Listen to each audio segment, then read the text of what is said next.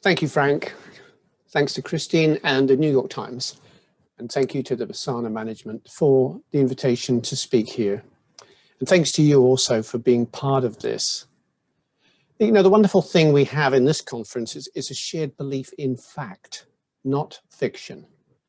But unfortunately, our trait for facts is no longer dominant in the world's populations because we're fed fake memes by grandstanding people. Some social media businesses have successfully underpinned the creation of new, large and dangerous web communities of fake believing activists and fearmongers. The largest social media companies are using algorithms that link these people in an odious nutrient of lies in order to grow these communities, these web-based communities, and then make more money from these sick groups. So let us return to facts and their necessity as an antidote to the lies that are out there. When we talk about shared beliefs in facts, other than our own peer-reviewed papers, we are fortunate still to have real news media like the New York Times with the facts, the analysis, the investigative reporting, and in the case of the New York Times, having an educational database that is absolutely rich in educational facts.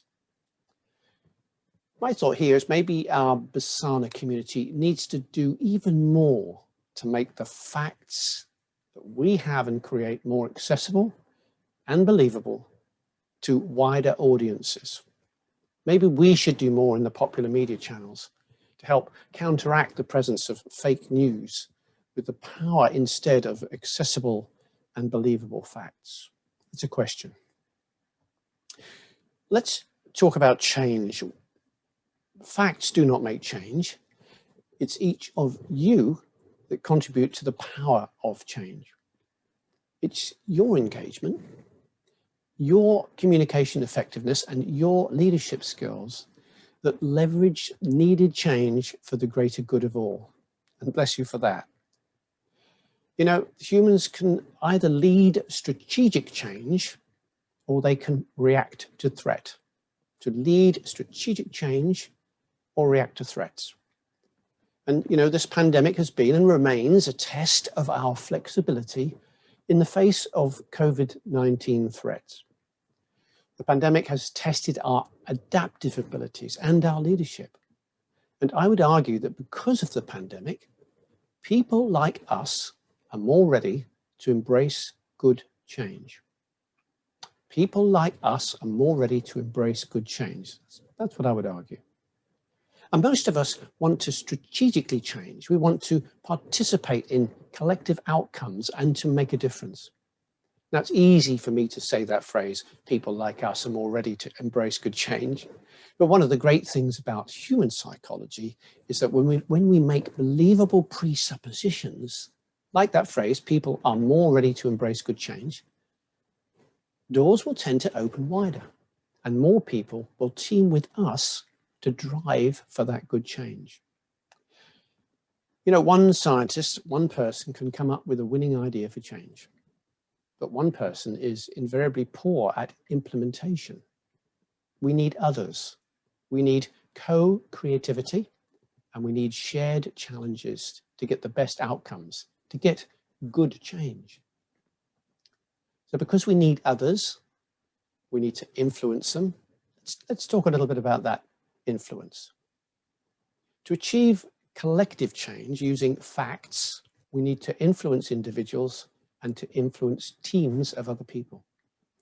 Influence means listening, communicating, encouraging participation so that others can influence us and can influence other people as well. Since the pandemic, I do believe that we too need to change our leadership.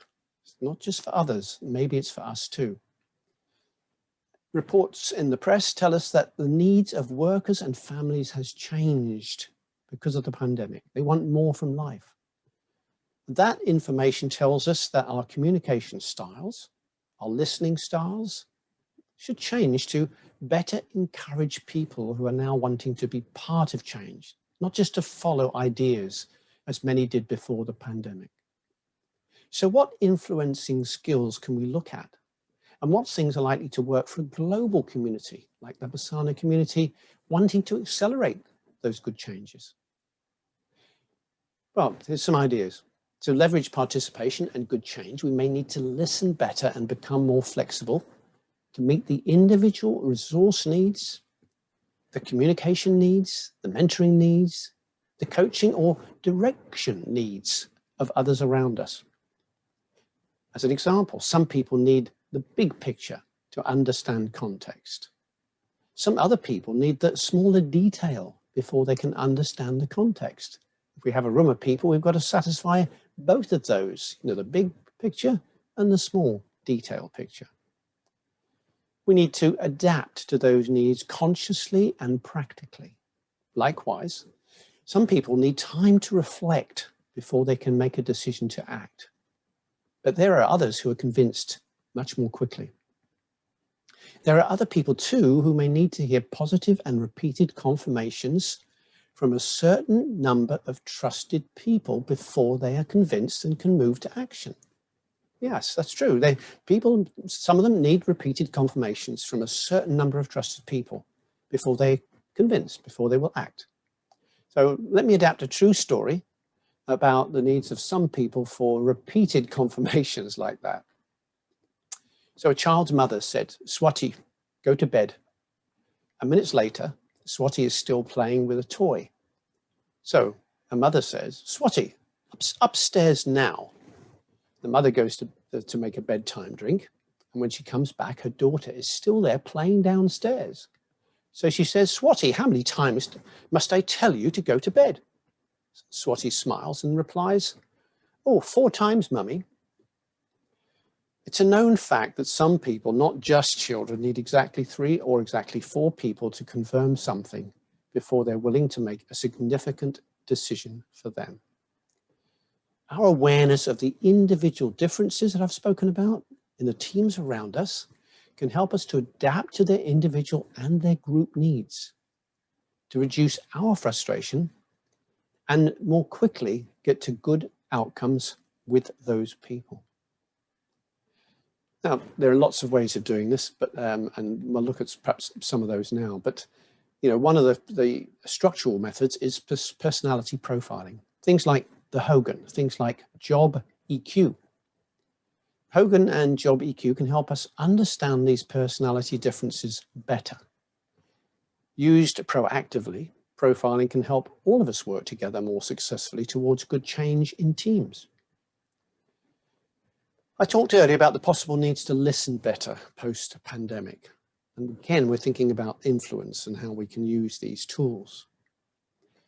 A great way to show that we are listening and to make others feel heard and valued is to use reflective language.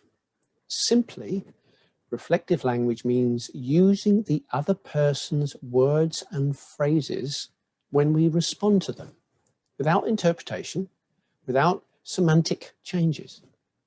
Because when we rephrase what other people tell us, they can get sidetracked due to doubt about our message or our intentions.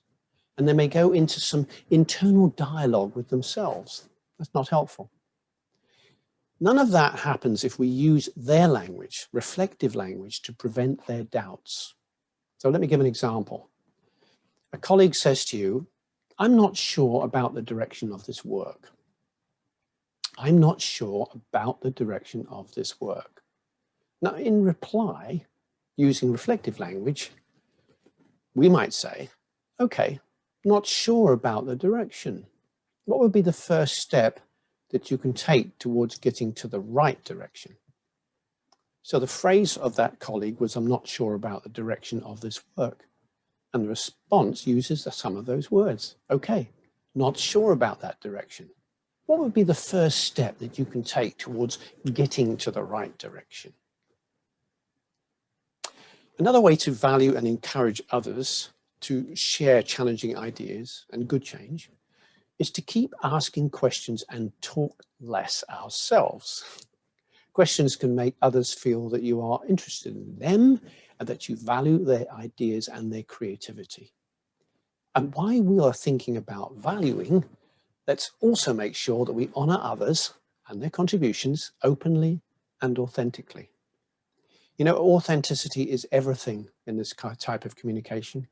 We have to be believable to them. And that means we have to be believing what we are about to say ourselves, to believe ourselves even before we open our mouths to talk. My final comment about influence and good change is to consider smiling openly so that the eyes are involved in that smile. You know, globally, it's reported that the mirror neurons in our brains are activated by seeing other people smile when that smile involves their eyes authentically. We feel safe with them.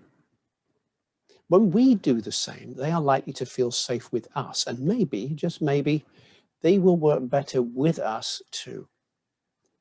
So in my brief talk today, I've spoken about facts, I've spoken about the New York Times, I've spoken about change, I've spoken about influence. And I hope given some thoughts about developing our skill sets to communicate and influence others more effectively. And on that note of communication and influence, thank you so much for listening, and please enjoy this wonderful BAASANA session. Thank you.